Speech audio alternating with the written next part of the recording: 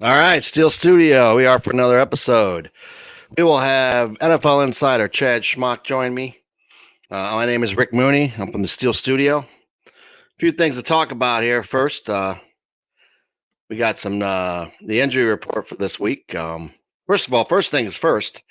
Minkah Fitzpatrick is the defensive player of the week in the AFC. Wow, what a game, man. 14 tackles, a 31-yard interception return, block extra point. He won the game for us, let's face it. If we didn't have him, we would have lost that game for sure. Thankful that we do have him, and it's well-deserved, and I think if he keeps playing like this, he could be a candidate for a Defensive Player of the Year. Wouldn't that be something? 2 years in a row, we had DPOY, but I doubt it, but it was fun to talk about anyway. As far as the injury report, I thought I had it here. Oh, wait a minute. Here it is. The big news, TJ Watt, he does not need surgery as we suspected. We talked about that on our last show. The media loves to speculate that he's out for the year, and it's 6 weeks. I suspect it probably will be 6 weeks, but hopefully he'll be back by the bye. But there's a small part of me that wonders if he really even tore his back, because no one's ever said that in the Steelers organization. He could be back in a couple weeks, but that's just wishful thinking on my part. It's probably going to be 6 weeks, but that's a blessing compared to what it could have been. Today's injury report, Najee didn't practice, which we suspected he wouldn't, but he says he's going to play. Levi Wallace didn't practice his ankle. That was also we figured he wouldn't, but I think they'll both play. Spillane full practice with the eye, he's fine. Mason Cole, he was limited. They were all limited, so they practiced some, but they just didn't participate in team with an ankle. And of course, TJ out. And for the team we play, the Patriots, they have some guys. Juwan Bentley with a toe, did not practice. I don't know who Bledsoe is, a safety, I suppose. Adrian Phillips, ribs. Cole Strange, shoulder. Sean Wade, remember him? The Ravens traded him there. And the big one was Mac Jones with his back. He was a full participant today. Another thing we do every week here in the Steel Studio is we have our True Steeler of the Week. And this week it is Joe Green, Mean Joe Green. I try to do them for guys that aren't Hall of Famers, but you got to include the Hall of Famers because they're definitely true Steelers. I mean, Joe Green was the man. He is the face of the organization. He changed everything when he was drafted in '69. He was a monster. He was a stud. Hall of Fame in 1987. There he is with Noel. And, 4-time Super Bowl champion, 2-time Defensive Player of the Year, NFL Man of the Year, 10-time Pro Bowler. That's crazy. And he was, like I said, Hall of Fame in 1987. The Steelers retired his number. One of only few that we've retired. And he's a true Steeler for sure. So this week we have our sponsor, and this sponsor is Howard Hanna's Shelly Conley in the Ohio area. She is a realtor. She's been a realtor for about 7 years. You can reach her at 330-338-8621. And I happen to know her because I live with her. So she's a great realtor, trust me. She'll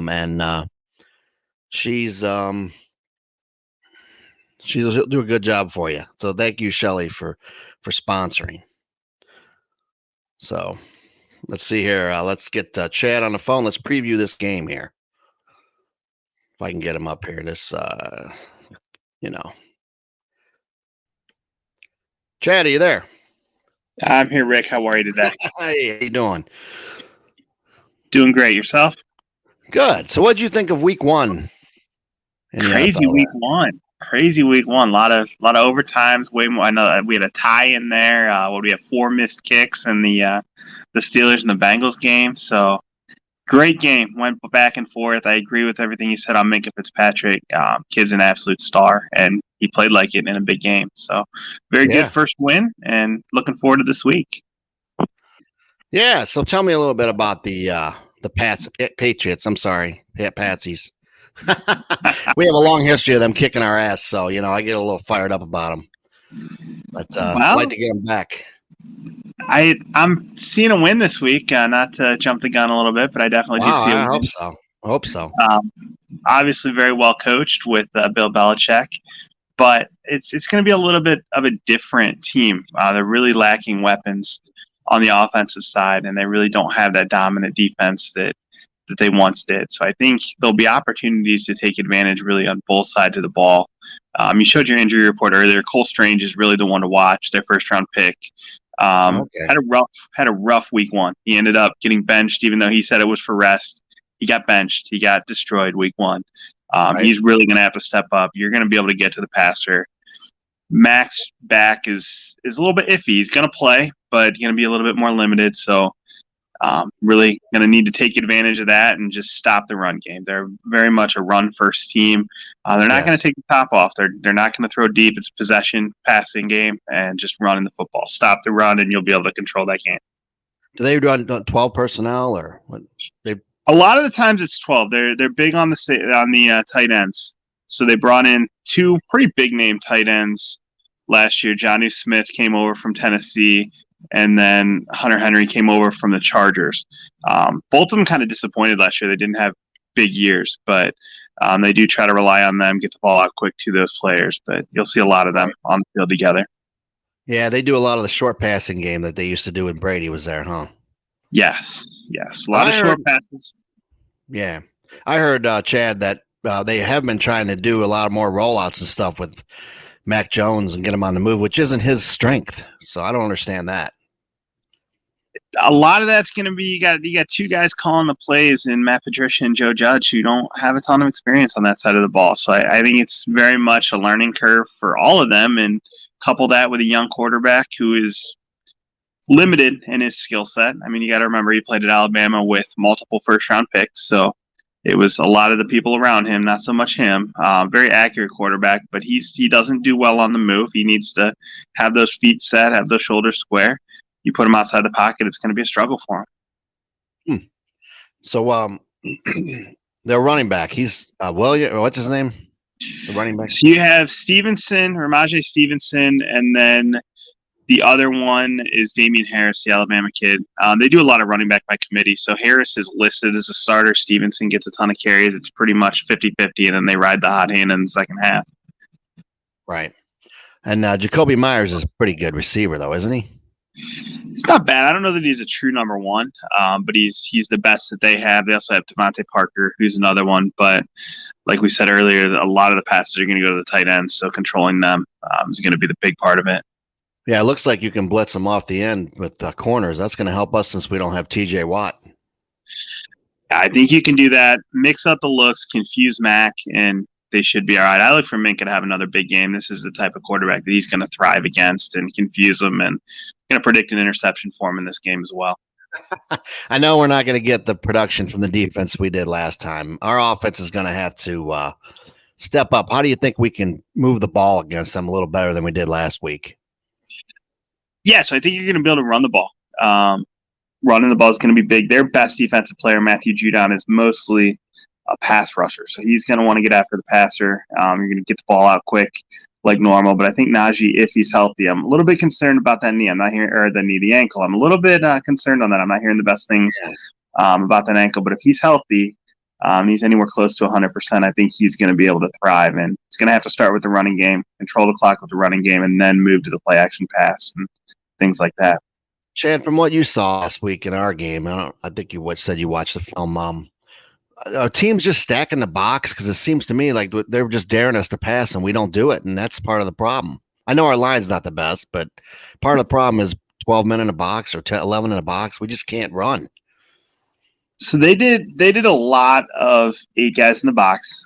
They did do a lot of that, and I think the Mitch Trubisky bugaboo is kind of recognizing those protections and getting that set. And I think teams are going to force him to read defenses and make those decisions. And once he proves he can, and he didn't do a bad job. I mean, it wasn't A-level performance, but he gave you a chance to win. He took care of the football. So celebrate him for that. And I think the more he gets used to the Matt Canada offense, the more natural it's going to be to him. I was disappointed. I felt like we were calling college plays. I didn't like it.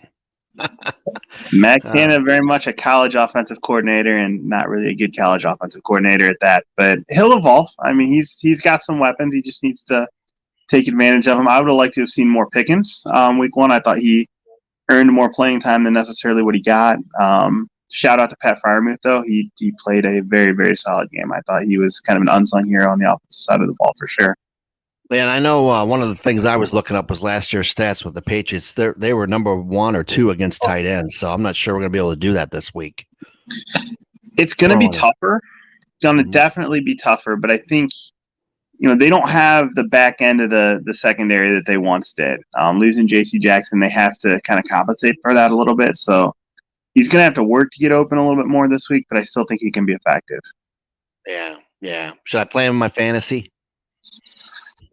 I'd be iffy on that, my friend. I'd be iffy on that. Well, Belichick, one thing about them, though, they're all usually fundamentally sound. They tackle well. They win on special teams and the little things, I'm a little concerned because I know they don't have Brady, but they're ready. I think it was hot in Miami. They just, kicked the shit out of them, I guess. But I'm still worried. I'm always worried no matter who we play. But, I think we match up well with them, though. Yeah, I think you do. Historically, they do not play the Dolphins well. So it wasn't a huge surprise to me that they lost there. They'll definitely be ready to play. It's Belichick. There'll be a new wrinkle that we haven't seen before that none of us really expected. But just take care of the ball and, tackle well in space. And I think it's going to be a 10-point win. I think it'll be a fairly convincing win this week. That'd be great. That would be great. So any other thoughts but the way we got to attack them? And I worry because we just didn't move the ball offensively. And I know Tomlin said this week that he held back a little bit on purpose. I know we had the ball inside our 20 a few times. So I think we opened up a little bit more this game. Yeah, I want to see a few more shot plays. Even if they're not successful with them, at least take those shots down the field and kind of open that up and get those safeties out of the box. You're going to have to respect the deep ball if you're going to win all season long. So I'd like to see him open that up a little bit. Again, it's a perfect package for a George Pickens. Right. And the last thing's really Deontay Johnson. You got to establish him a little bit earlier. That's your number 1 wide receiver, and I felt like he was a bit of an afterthought until later in the game. So I think they need to make a concerted effort to really establish him this week as well. Yeah, it was the same way last year with Ben. It was weird. It was weird because he's a really good receiver. Yeah.